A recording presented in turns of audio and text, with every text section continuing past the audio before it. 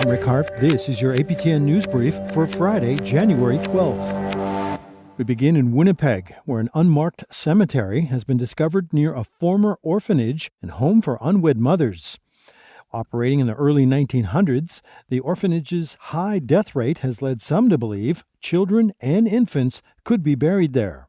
Sav Jonza has more. An attempt to preserve a forest in South Winnipeg took a turn with the discovery of an unmarked cemetery for a former orphanage and home for unwed mothers. Advocates are now calling on the city to hold off developing the area and to investigate. I just think it's an important part of our history. Shelley Sweeney, Archivist Emerita for the University of Manitoba, is the one who found the site while researching LeMay Forest in Winnipeg's St. Norbert suburb. A member of Ours Winnipeg, a green space advocacy organization who want the forest to be preserved. Maybe if you didn't know about it, that would be one thing. But now that we know about it, I think the moral and ethical thing to do is to consult with the communities and say, how should we handle this? The Catholic orphanage called Asile Rochot was run by the Sisters of Miséricorde from 1904 to 1948. According to surviving records at the St. Boniface Historical Society, around 7,000 children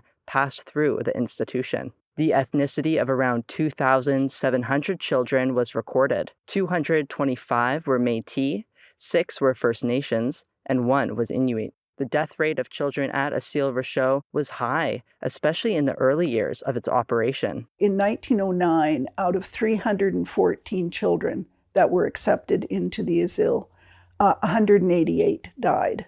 A death rate of 599 to 1,000 live births.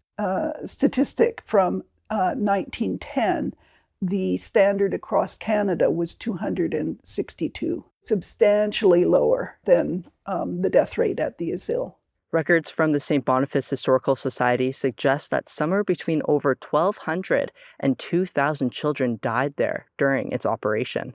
The exact location of the cemetery is unknown, but Sweeney thinks a bare spot within the mature forest might be it. According to Sweeney, an unmarked grave is believed to have stored multiple human remains of some of these children. The cemetery was divided into quadrants, and for the children whose parents or parent could not pay for separate burial, or separate burial plus a headstone, that they would open, but it doesn't say what, a trench, a pit, and that the children would be buried at that time. Various sources and reports contradict whether the remains were moved and the cemetery deconsecrated after the orphanage closed.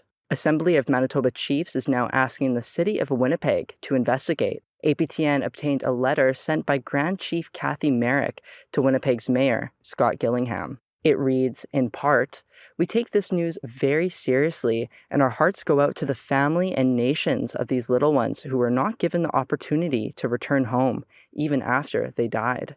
It is with heavy hearts but solid determination we will seek to repatriate these little ones so they can be laid to rest in the care of their loved ones."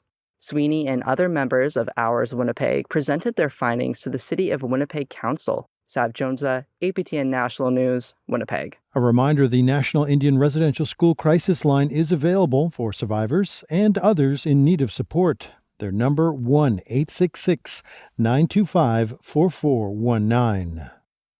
September 4th, 2022.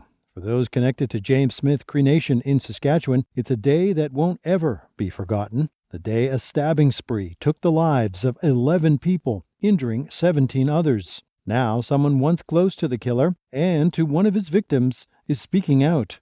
Rachel May reports. As the James Smith Cree Nation inquest is set to begin next week, Vanessa Burns is feeling a lot of emotions. More anxious and nervous at the same time. Burns is the ex-partner of Miles Sanderson, who was identified as the sole killer in the stabbing attacks that took place September 4th, 2022. The pair split up in May of 2022, months before the stabbings. Burns is in a unique situation. She lost her father, Earl Burns, during the tragedy. She says that tragedy hit her family hard. It's like a void kind of thing. But we've accepted it and we're just ready to move on. And I know his siblings and my grandfather are really hurt. And yeah, I pray for them too, that they move on and find strength in this. Burns says that her healing journey took some time to get started. I first reached out in December of 2022 to that therapist that was given to us. I think mental health was offered to us, so I reached out. Burns has been receiving mental health supports. She says it's been helping. When it comes to the inquest, Burns hopes that this helps everyone on their healing journey. There's a lot of people that want their questions answered, and I hope that they get closure and they can start their healing as well. The James Smith Cree Nation inquest starts on January 15th at 10 a.m. in Melfort at the Carrie Vickers Center. Rachel May, APTN National News, Saskatoon. The parents of children who perished in a northern Manitoba fire have now filed a lawsuit against the leadership of their First Nation. Tamara Pimentel explains. A February 2022 fire on the Cross Lake First Nation claimed the lives of 3 children.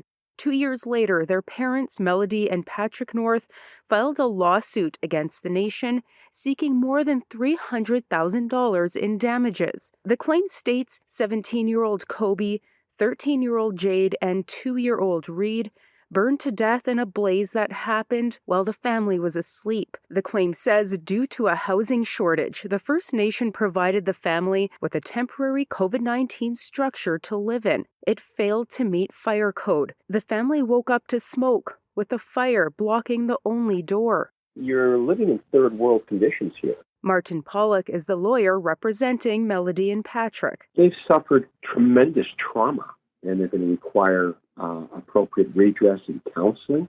The devastation of loss is so wide. According to the claim, Melody ran to the closest house to call the First Nations fire department. They took half an hour to respond and arrived without water or proper equipment to battle the fire. How does a community respond to fire? There was no water. There were no fire extinguishers. Statistics Canada shows people living on First Nations are 10 times more likely to die in a fire compared to other Canadians. Arnold Lazar with the Indigenous Fire Marshal Service says overcrowding and improper infrastructure is a recipe for disaster. He says his organization is working on getting smoke detectors and fire extinguishers into remote homes while educating communities. If we can get the people that have the resources to invest in the community, then it works. Pollock says the lawsuit is meant to hold Cross Lake First Nation accountable. The question is, how are we going to address it so that it doesn't happen again? None of these allegations have been tested in court, and Cross Lake First Nation has not responded to our request for a comment.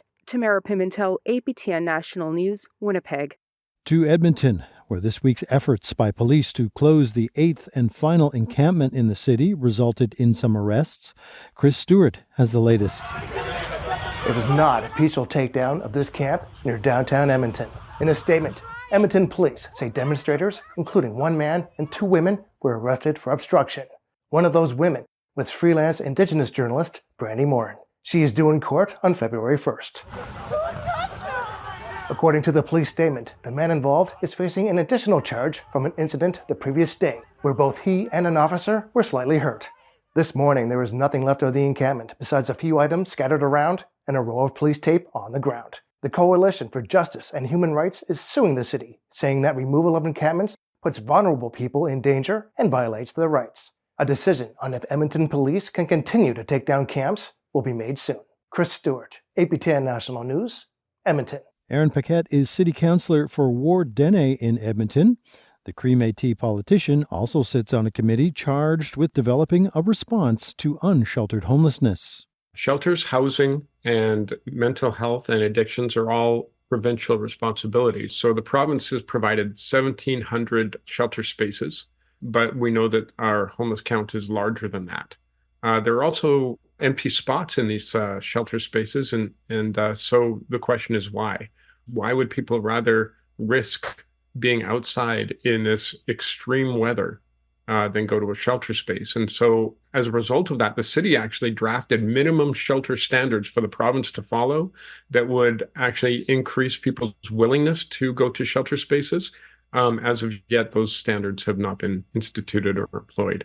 And, you know, one thing that we're always looking for, because most of our homeless are Indigenous, where is the federal government on this, right? So lots of questions and lots of work to go. And that's your APTN News Brief for Friday, January 12th. I'm Rick Harp.